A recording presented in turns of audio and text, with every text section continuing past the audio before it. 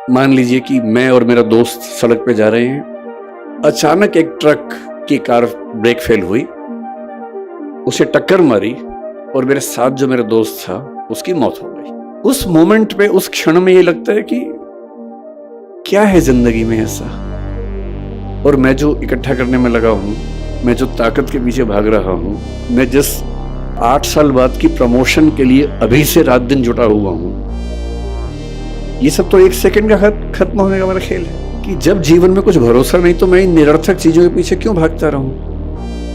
क्यों ना मैं किसी ऐसी सार्थक चीज की तलाश करूं जो अंततः मुझे सुकून देती है। जिक्र कर रहा था कि पश्चिमी दार्शनिक हुआ हेडेगर नाम के, 20वीं शताब्दी की शुरुआत में ही जर्मनी की बात है, जब जर्मनी विश्व युद्धों की दुनिया में आ गया था, उस समय की बात है। उन्होंने एक बड़ी गहरी बात कही। उन्होंने कहा कि हम लोग जिंदगी जीते रहते हैं, किसी से लड़ते हैं, किसी से प्यार करते हैं, फिर झगड़ा करते हैं, लड़ते हैं, सफल होते हैं, किसी को हराते हैं, किसी से हारते हैं तो नफरत पाल लेते हैं, हराते हैं तो ये भाव मन में आता है कि मैंने हरा दिया, मैं विजेता हूं। इसी सब तिकड़म भरे अनुभवों को हम मिला के एक शब्द बोलते हैं जिंदगी, लाइफ। लेकिन कभी कभी ऐसा होता है जिंदगी में कि अचानक कोई इंसिडेंट होता है। वो इंसिडेंट क्या होता है? जैसे मान लीजिए कि मैं और मेरा दोस्त सड़क पे जा रहे हैं। अचानक एक ट्रक की कार ब्रेक फेल हुई, उसे टक्कर मारी और मेरे साथ जो मेरा दोस्त था उसकी मौत हो गई और मैं बच गया।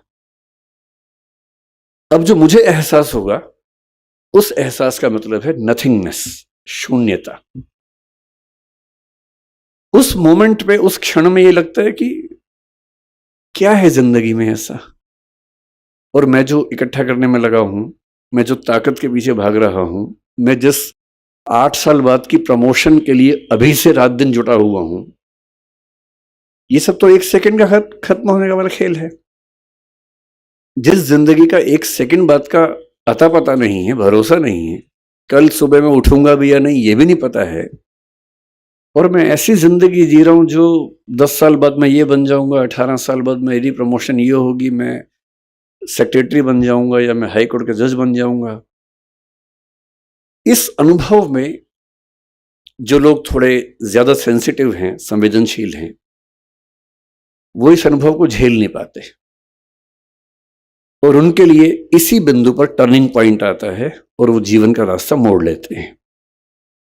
कि जब जीवन में कुछ भरोसा नहीं तो मैं इन निरर्थक चीजों के पीछे क्यों भागता रहूं?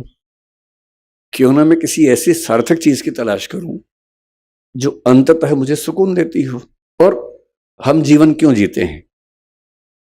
मैं दर्शन विषय का विद्यार्थी हूं, पढ़ाता भी हूं। भारत के, दुनिया के सब दार्शनिकों को पढ़ने पढ़ाने की प्रक्रिया में मैंने पाया कि अंततः सभी के मन में एक ही बात है, अलग अलग शब्दों से कहते हैं, और वो ये है कि जीवन का अंत इसी बात पे है कि मुझे सुकून मिले, मुझे आनंद मिले, मुझे सुख मिले।